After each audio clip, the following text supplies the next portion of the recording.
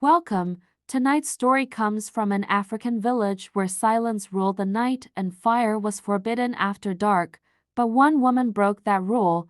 Her name was Mama Sewa, and every time she cooked at midnight, balance shifted, destinies changed, and secrets were revealed. Sit back and listen carefully. This is not just a story, it is a lesson. In the village of Kanono, there were rules that no one questioned. Some were spoken, others were simply understood. You cannot whistle at night, you cannot sweep after sunset, and you never cooked food at midnight. Midnight was a sacred hour, an hour believed to belong to silence, to ancestors, and to things unseen. That was why the village could not ignore the small mud house at the edge of the road, because every single night, when the moon climbed high into the sky, smoke rose gently from its roof, and by morning, someone's life always changed. The woman who lived in that house was called Mama Sewa. No one knew where she came from. She had no husband, no children, and no relatives who ever visited her. She was not poor, yet she never sold anything at the market. She did not beg, and she did not borrow. Every morning, she greeted people calmly as they passed. "Good morning, may your day be light." Some people answered her, others looked away, but everyone watched her. At the center of the village stood Kunnal's shop. It was a small shop with dusty shelves and goods that rarely sold. Kunnal was known for his bitterness. Whenever people passed his shop, he complained loudly about his misfortune. One evening, Mama Sewa walked past his shop as usual.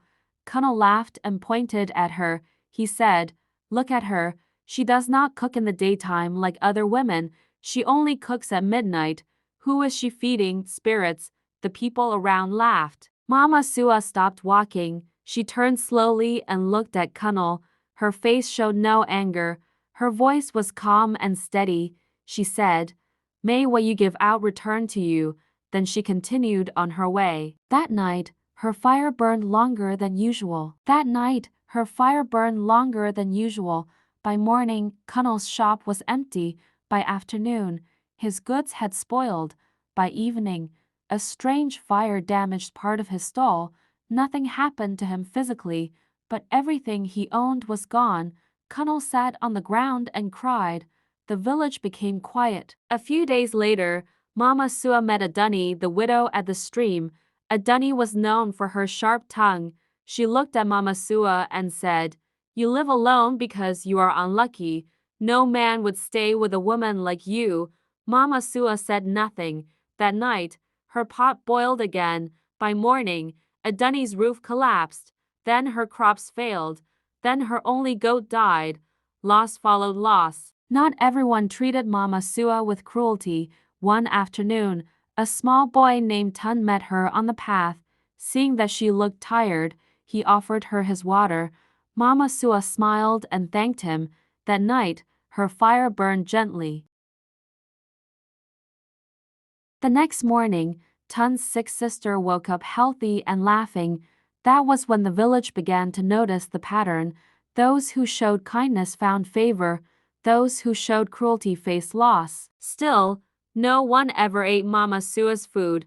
She never shared a bowl. She never invited anyone inside. She only cooked, always at midnight. One night, a curious child peeped through a small crack in her wall. Inside the pot was no meat. There was no oil. There were no spices, only water, leaves, roots, and quiet words whispered into the steam. Sometimes Mama Sewa cried. Sometimes she smiled. Before covering the pot, she always said the same words, "Let balance return." Fear replaced curiosity. People began to whisper. They said she controlled destiny. They said she was dangerous. One night, villagers gathered near her house. They accused her. They demanded that she stop. Mama Sewa stepped outside quietly and put out her fire.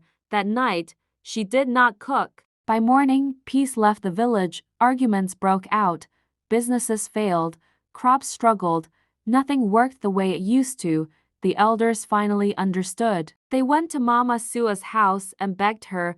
Mama Sewa looked at them and said, "I was never cooking food. I was cooking what the village planted." She explained that every night, She gathered the intentions people poured into the world and returned them. Cruelty brought loss, kindness brought favor, balance had been her duty. That night, Mama Sewa cooked again. This time, she whispered words of mercy as her fire burned. Rain fell softly on the village. People gathered near her house without fear. Women cooked and talked. Children laughed and played. Joy returned. By morning, the sun rose over a peaceful village. The land was wet. The air was fresh. People smiled again. And the village never forgot the lesson Mama Sewa taught them, that what you give out always returns, often multiplied, because life is a mirror. The village learned too late that Mama Sewa was never the problem. Fear was. What you give out returns, often multiplied. Kindness brings favor.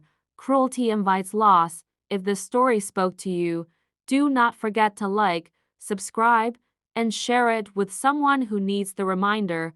More African folktales are coming. Stories that teach, stories that reveal, stories that stay with you. Thank you for listening.